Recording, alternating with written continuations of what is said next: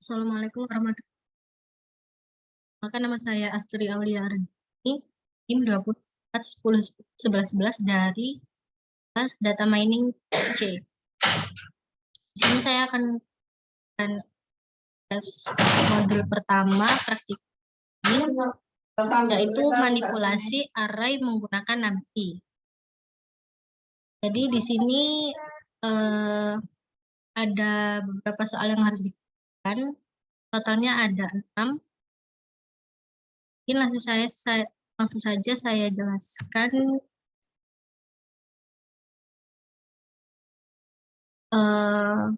juga.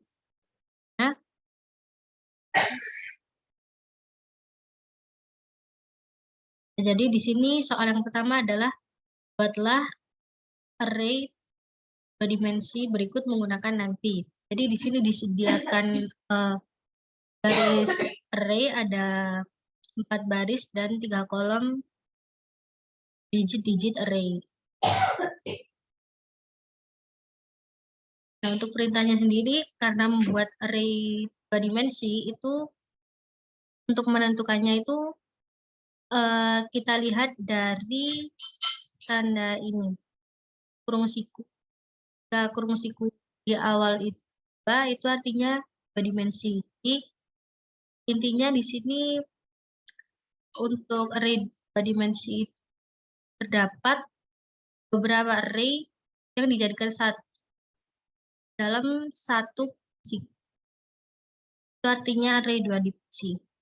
Caranya sendiri menggunakan NumPy berarti kita import dulu NumPy-nya. Dan yang kedua kita membuat variabel ARR yang di situ menggunakan NumPy.array. Langsung dimasukkan saja digit-digit yang ada, kemudian tinggal print array.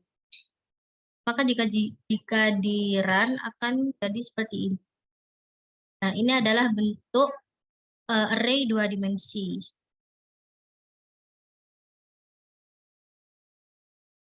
Lanjut untuk yang soal kedua.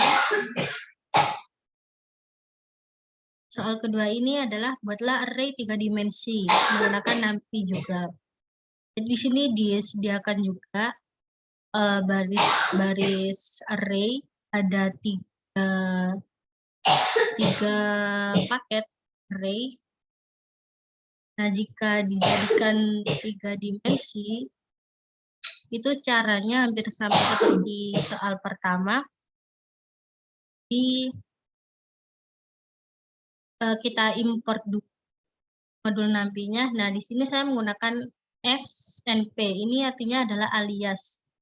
Itu untuk memudahkan saja penamaannya. Jadi tinggal menulis NP seperti ini. Buat variabel ARR, kemudian sama dengan np.array. Dan untuk menentukan itu adalah array 3 dimensi, itu juga sama seperti yang pertama. Jadi di sini tinggal dihitung saja untuk kurung sikunya itu di awalnya selalu ada 3. Nah, di sini ini maksudnya bagaimana? Itu jadi kan kalau 2 kan 2 dimensi. Nah, itu artinya ada berapa array yang dijadikan satu dalam satu kurung siku.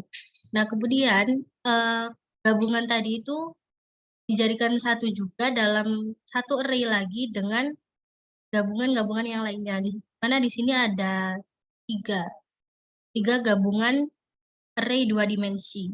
Jadi ada baris yang pertama ini, dan yang kedua ini, kemudian yang ketiga. Nah, jika di print, maka outputnya akan seperti ini. Nah, ini adalah bentuk array 3 dimensi. Caranya juga sama, jadi diurutkan itu 85, kemudian 47, 19, 4, 10, kemudian ke kelompok array yang dan seterusnya. Untuk soal ketiga, Itu adalah tambahkan angka 1 pada setiap bilangan di baris ganjil array berikut. Kemudian tambahkan angka 2 pada setiap bilangan di kolom genap array berikut. Nah, ini mulai menggunakan start, stop, dan step. Bentuknya seperti ini. Kan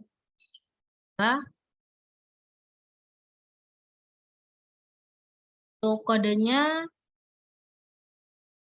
awalnya sama, jadi import nanti, kemudian dan alias, lalu variabelnya, dan np.array seperti ini. Nah, jadi tinggal kita masukkan saja digit-digit akan dimasukkan ke dalam array.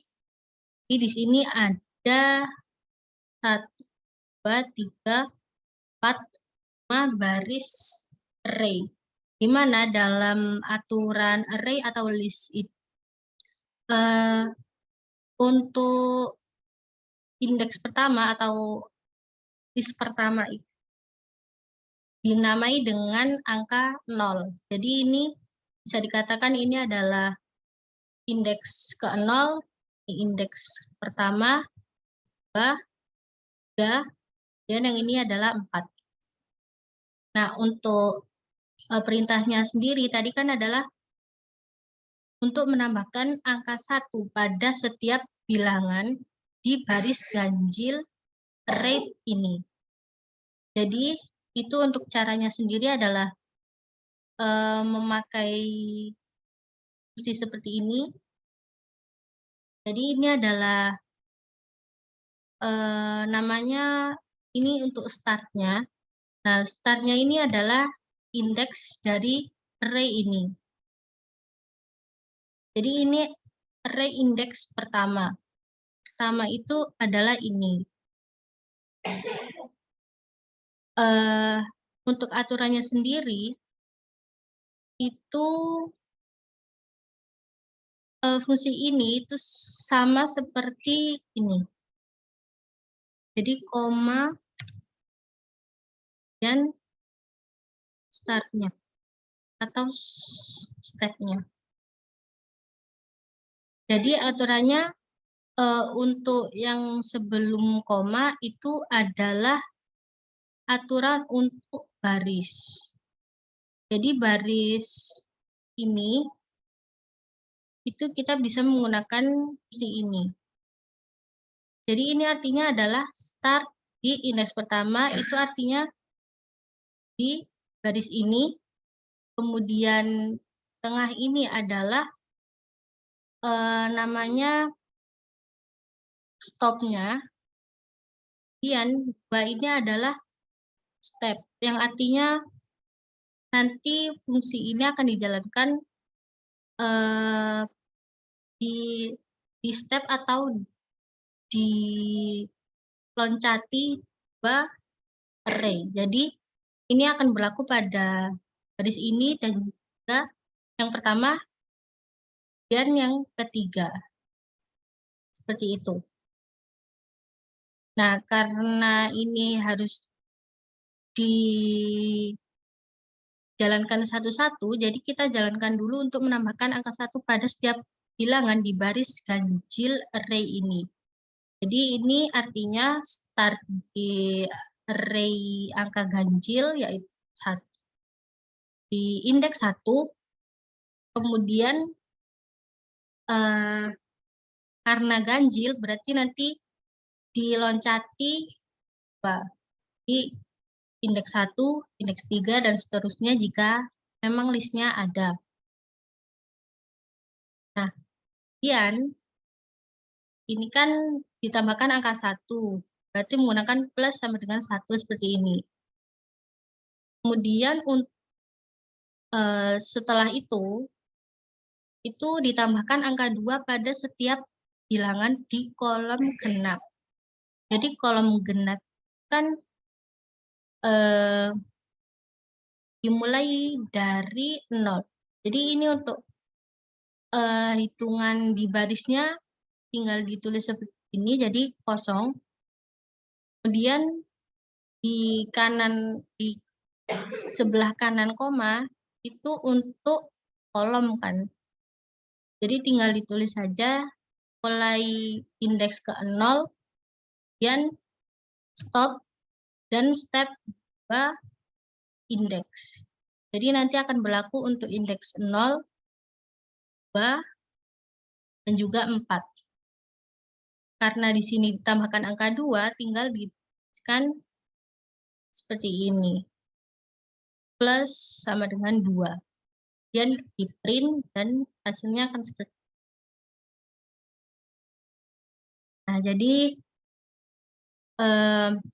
ini kan tambahkan angka 1 pada setiap bilangan di baris ganjil array tersebut.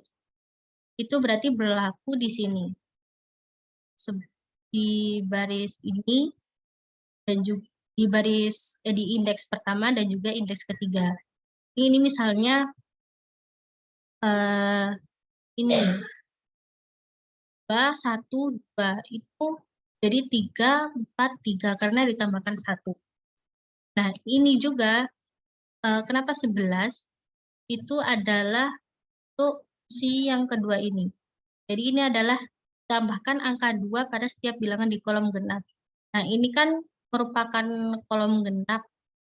Jadi ini ditambahkan 1 sekaligus juga ditambah 2-nya 11.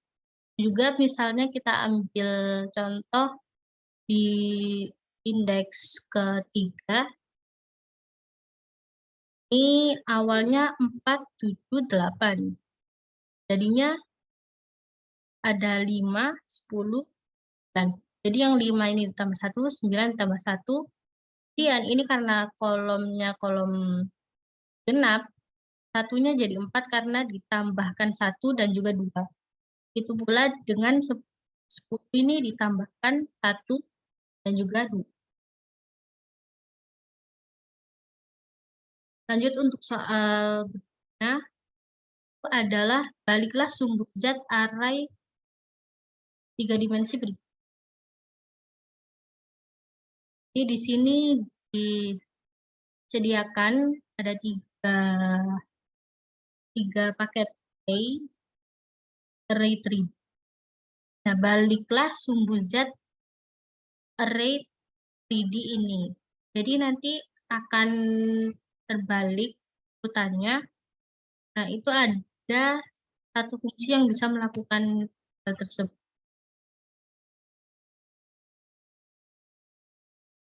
Nah, ini jadi tinggal dituliskan saja. Tadi untuk array-nya kita buat array 3 dimensi. Kemudian caranya adalah dengan print, kemudian variabelnya, dan juga fungsi seperti ini. Ini nanti artinya adalah startnya default, stopnya juga default. Nah, tapi ini untuk stepnya itu min 1, yang artinya nanti akan terbalik. Jadi urutannya bisa di ini. Yang awalnya 7, 8, 5, 4, 7, 7, 1, 9, 5, 4, 10 ini adalah berada di awal array. Ini jadi pindah ke yang terakhir. Jadi yang ketiga, baris ketiga ini atau array ketiga ini pindah ke yang pertama, dan yang ketiga pindah ke terakhir. Untuk yang di tengah sendiri tetap karena ini array-nya ganjil. Lanjut untuk soal selanjutnya. Itu adalah untuk mengubah array pada soal di atas ini, soal E, menjadi array 2 dimensi berukuran 6 kali 6. Di sini sudah diberi hint, yaitu menggunakan perintah reshape. Ingatnya tinggal dimasukkan saja array-nya seperti tadi. Jadi bentuknya masih 3 dimensi. Nah, kemudian kita menggunakan fungsi atau metode reshape. Caranya dengan menuliskan variabelnya, kemudian dot t-shape seperti ini, dan dituliskan ukurannya. Ini artinya tuh barisnya 6, kolomnya 6. Tinggal di print, dan hasilnya menjadi seperti ini. Ini juga nanti hasilnya itu akan urut. Jadi 785 dan 477. Nah, kemudian karena 6 kali 6, jadi batasi untuk barisnya 6, kemudian yang selanjutnya itu ditaruh di baris bawahnya, sehingga menjadi bentuk 6 kali 6.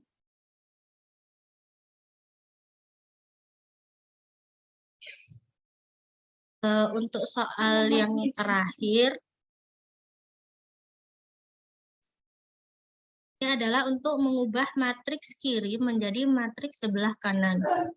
Nah, di sini disediakan paket array, mana nanti akan diubah untuk kolom kanan itu pindah, kolom kiri maksudnya, itu pindah ke kolom yang kanan. Itulah untuk array yang ini. Nanti dua kolom kiri ini akan bertukar dengan kolom di sebelah kanan. Untuk caranya sendiri tetap sama, kita import numpy dulu, dia diberi alias, dan juga membuat variabel seperti itu. Lalu dimasukkan saja, tadi untuk array-nya bentuknya ini 3 dimensi. Untuk caranya sendiri, ini adalah kita buat variabel terlebih dahulu, kemudian sama dengan, dan si array-nya ini nanti diberi fungsi seperti ini. Nah, di JIT2 ini sendiri, jadi 0 dan 0 ini kan barisnya. Jadi untuk yang pertama, itu yang di kanan ini, titik 2, ini maksudnya adalah dua angka di sebelah kiri itu, jadi ini maksudnya ini, misalnya 5, 10, 8, 9, 1, 8, 6, 10, 4, 6, dan juga seterusnya ini nanti di copy terlebih dahulu. Nah, setelah itu,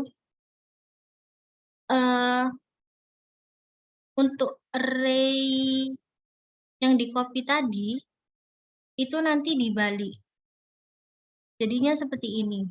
Duanya ini pindah ke sebelah kiri titik 2. Karena nanti akan dipindahkan jadi 2 angka sebelah kanan. Jadi intinya ini nanti dua angka di sebelah kiri itu akan berpindah ke dua angka di sebelah kanan. Seperti itu. Dan dibalik lagi, ini kan tadi setelah di copy.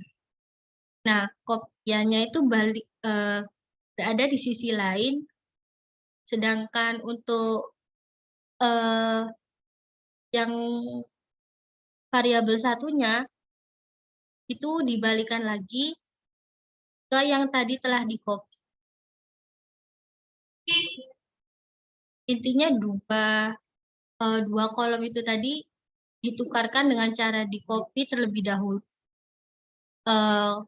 kolom kirinya misalnya, kemudian setelah di copy, yang di sebelah kiri ini nanti diganti dengan kolom yang sebelah kanan. Hasilnya akan seperti ini. Di 5, 10, 10, 7. Ini jadinya 10. 5, 10.